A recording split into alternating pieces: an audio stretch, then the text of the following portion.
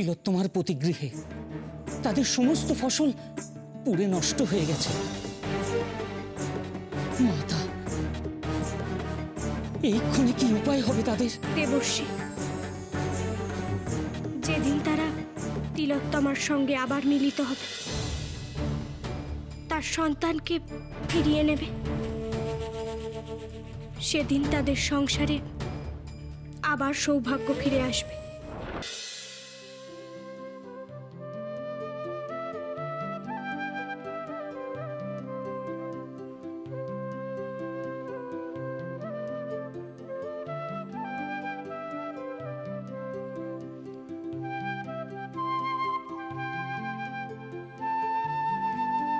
সত্যি বউ, তুমি আমার ঘরে এসেছো, আমার ঘরে যেন একেবারে খুশি এসেছে।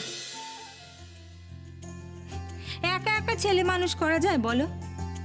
আমার শঙ্কর আর তোমার গুণধর দুটি যেন একেবারে ভাই ভাই। কি যত্ন আত্মের করো তুমি আমার ব্যাটারে,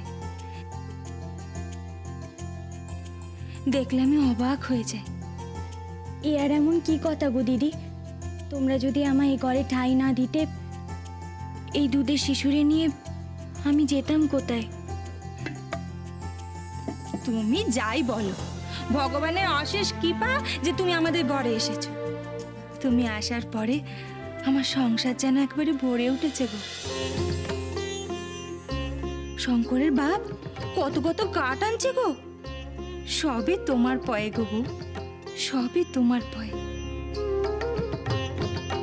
অমন কথা বলো না দিদি, সবই তো মা নক্কির কৃপায়। মা নক্কির আসনও তো তুমিই পেতেছো আমার ঘরে, তোমার পয়েই তো মা নক্কির আশীর্বাদ পেয়েছি আমরা।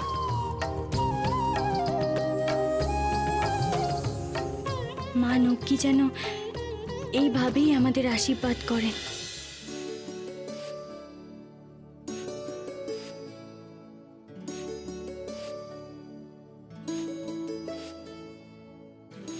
এই ভক্তি বজায় রেখো তিলোত্তমা, তোমার এই ভক্তির জোরেই তোমার দুর্ভাগ্যের কাল কম হবে।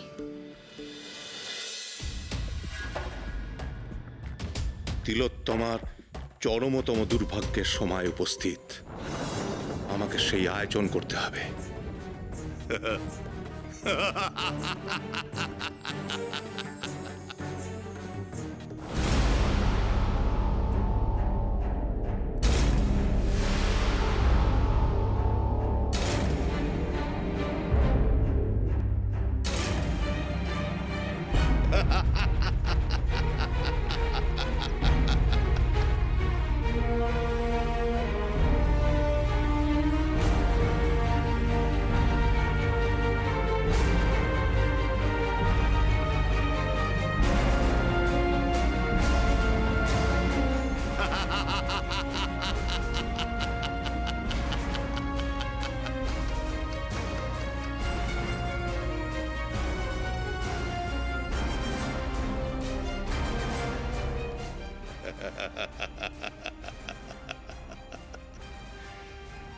জঙ্গলের সব গাছের গুড়িতে পচন ধরেছে, এই কাঠ দিয়ে আর কোনো কাজ হবে না।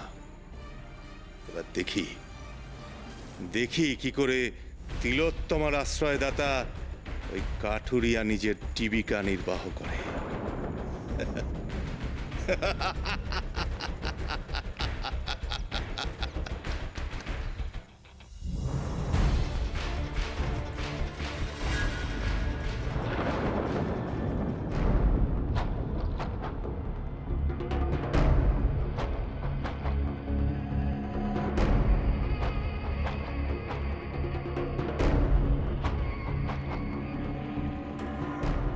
কি জঙ্গলের সব গাছ এভাবে শুকিয়ে গেল কি করে?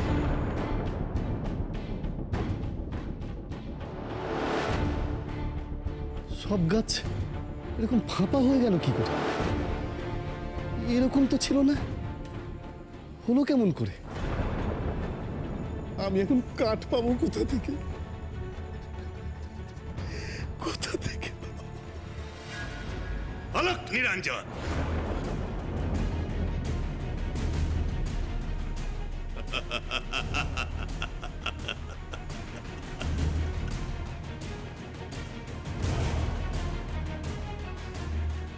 যে নারীকে তুই গৃহে আশ্রয় দিয়েছিস তার দুর্ভাগ্যের কারণেই জঙ্গলের সমস্ত গাছ শুকিয়ে গেছে। বাবা, সব গাছ শুকিয়ে গেলে আমাদের পেট কি করে চলবে বাবা? দুর্ভাগ্যের মূল কারণ যে নারী, তাকে তোর গৃহ থেকে দূর করে দিতে হবে, তা না হলে তোদের মহা সর্বনাশ হবে। মহা সর্বনাশ। আলাক নিরঞ্জন। দূর করে দেব, তা কি করে হয়? ও যে বড় অভাগী।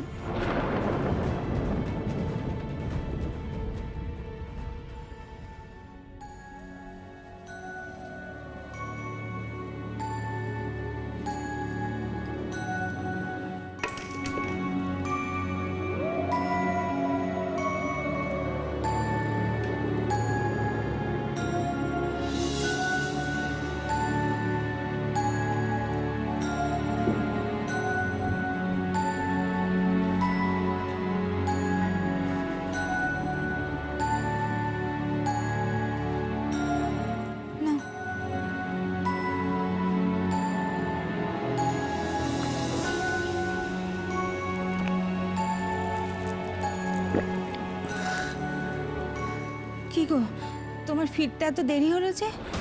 আর কাঠও তো আনুনি দেখছি। জঙ্গল ঘুরে কোথাও কাঠ পেলাম না গো। আর একটা বিপদ হয়েছে রে বউ। বিপদ? কিসের বিপদ?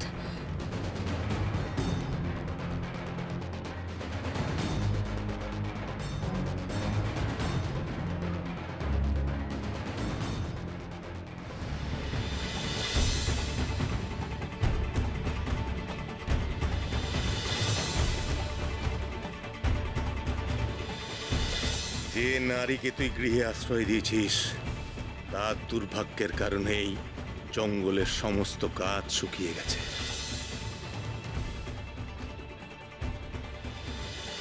দুর্ভাগ্যের মূল কারণ যে নারী, তাকে তোর গৃহ থেকে দূর করে দিতে হবে, তা না হলে তোদের মহা সর্বনাশ হবে। সর্বনেশ, এবার কি হবে? আমাদের কি করে চলবে? দেখি কাল দূরের জঙ্গলে গিয়ে দেখি।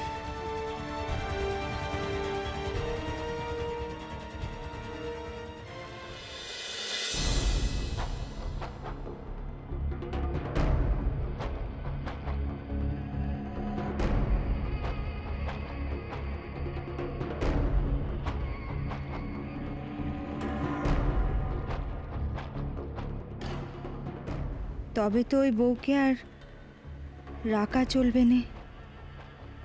কিছু ছুতো করে তাকে বিদায় করতেই হবে।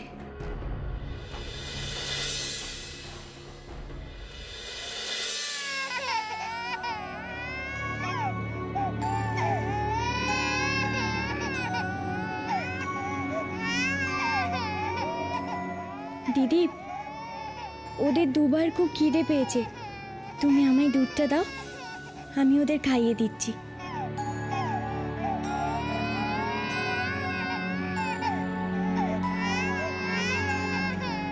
দুধ কোথায় পাবো শুনি? শঙ্করের বাবা কদিন ধরে কাঠ পাচ্ছে না জঙ্গলে। বলি, কদিন আর বসিয়ে বসিয়ে খাওয়ানো যায় মানুষকে?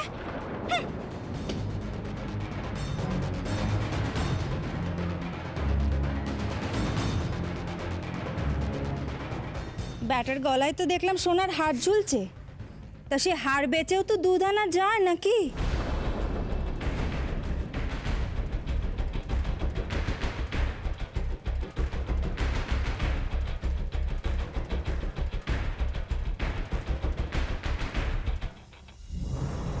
এসো এসো, খেয়ে নাও তো দেখি বাবা, খেয়ে নাও তো। এসো। মা, মা কেন এমন হচ্ছে মা? কেন সবাই এমন ভাবে পাল্টে যাচ্ছে?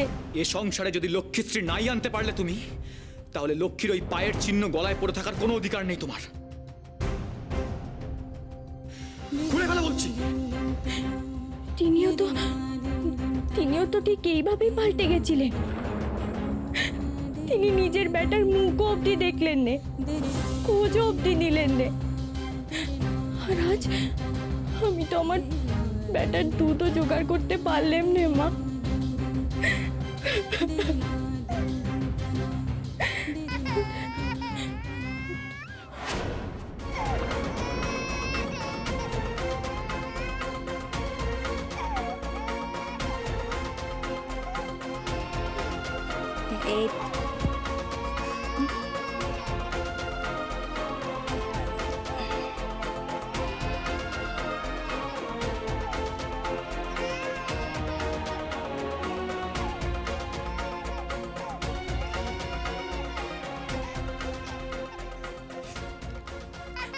দিদি,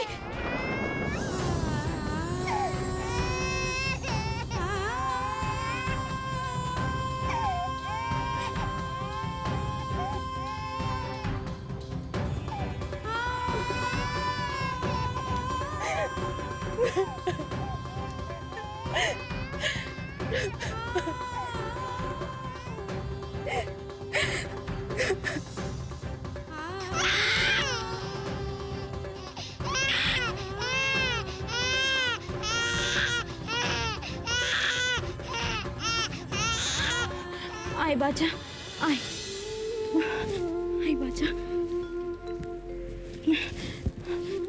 কাঁদিস নে বাচ্চা, কাঁদিস নে সোনা। কি করব বল? আমি জানি তোর খিদে পেয়েছে। কি করব আমি? আমি যে তোর এমন হতভাগী মা যে নিজের বেটার দুধও জোগাড় করতে পারছি না। চুপ কর।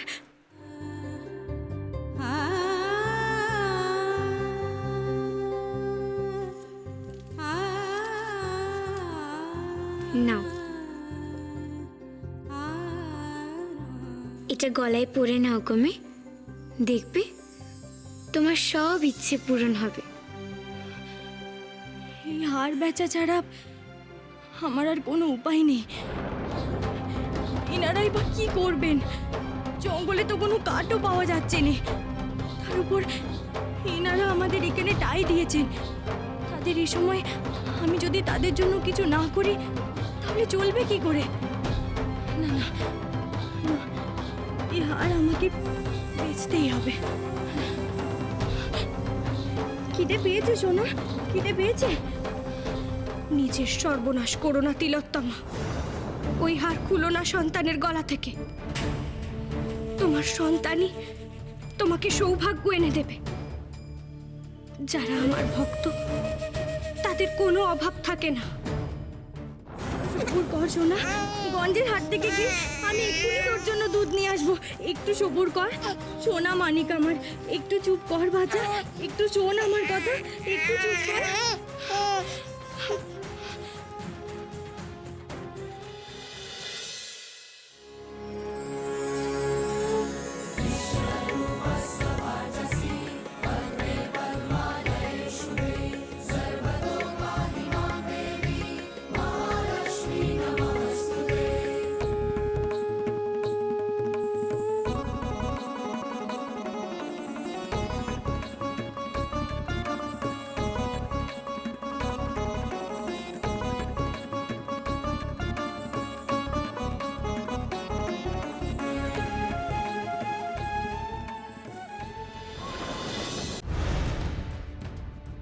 এ কি জ্বললো কোকার মুখ দিয়ে?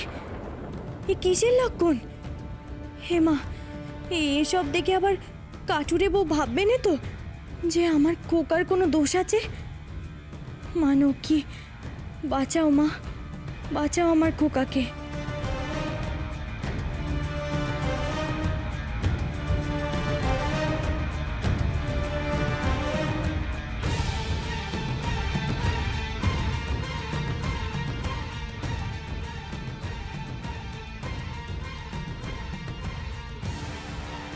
কেউ দেখে ফেলার আগে এগুলো আমায় সরিয়ে ফেলতে হবে, নইলে যে সর্বনেশ হবে। এ কি ভাবছে তিলোত্তমা? ও তো বুঝতেই পারছে না যে এগুলো কত মূল্যবান। দেবর্ষী, আপনাকে আমার বিশেষ প্রয়োজন, এখনই উপস্থিত হন। নারায়ণ নারায়ণ, প্রণাম মাতা। আদেশ করুন মাতা। দেবর্ষী, আমি তিলোত্তমার সন্তানকে সৌভাগ্য দান করেছি। ওই শিশুপুত্র যখনই হাসে মণিমুক্ত ঝরে পড়ে। মাতা, আপনার অপার করুণা। এবার নিশ্চয় তিলোত্তমার আর কোনো দুঃখ থাকবে না। না দেবর্ষী,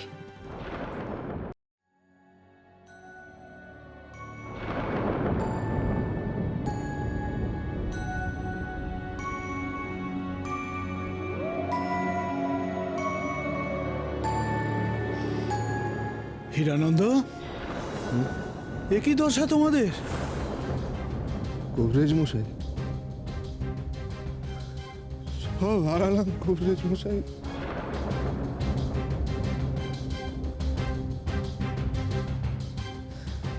সব হারালাম। কাল রাতে মিঠেটাও পুড়ে গেছে কবিরাজ মশাই। সব শেষ। ওই দেখো,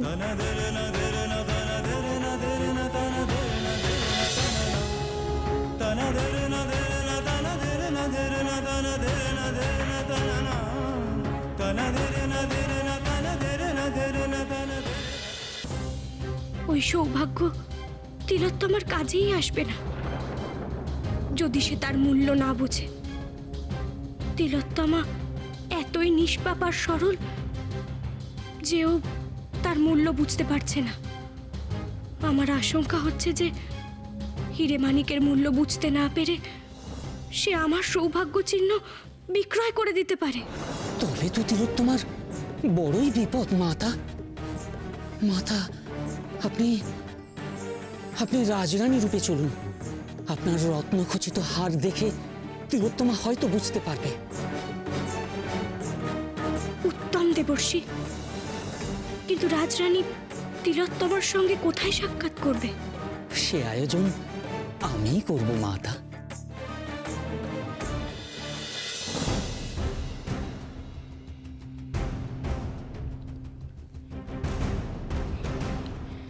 গঞ্জের হাটে গিয়ে এই হারখানা বেচে খোকার জন্য দুধ কিনতে হবে। এই হারখানা বেচে যে কড়ি পাওয়া যাবে তা দিয়ে কিছুদিন তো সংসারটা চলবে। শুনছেন শুনছেন?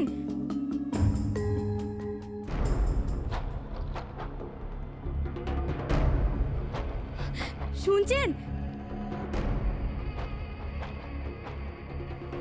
শুনছেন? আমি সোনা বেচবো, কোথায় যাব একটু বলবেন?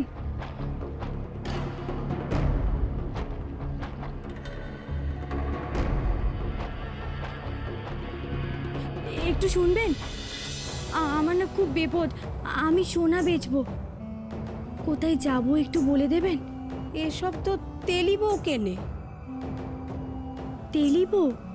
এই পথ দিয়েই যাও বাচ্চা। আজ হাটবার, হাটেই পাবে ওই তেলি বউকে। আচ্ছা ঠিক আছে।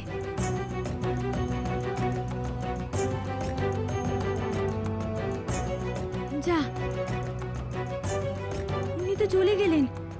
হাটটা কত দূরে সেটাই তো জানা হলো না।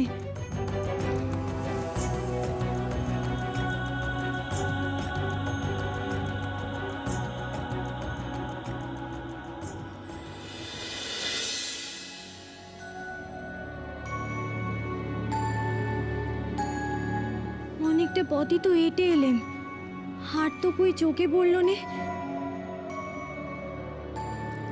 এখানে তো কেউ নেই যে জিজ্ঞাসা করব হাটটা কোথায়।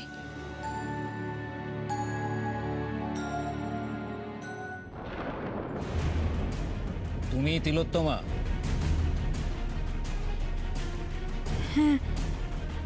মহারানী বিষ্ণুপ্রিয়া তোমাকে তলব করেছেন। মহারানী কেন? সেটা মহারানীই জানেন। চলো আমার সাথে। কিন্তু আমি তো এখন হাটে যাব। রানীমার আদেশ, হুকুম না মানলে গর্দান যাবে। চলো। হে মা নকি, হে আবার কোন বিপদে পড়লে মা? মা তুমি রক্ষে করো মা। কি হলো? চলো।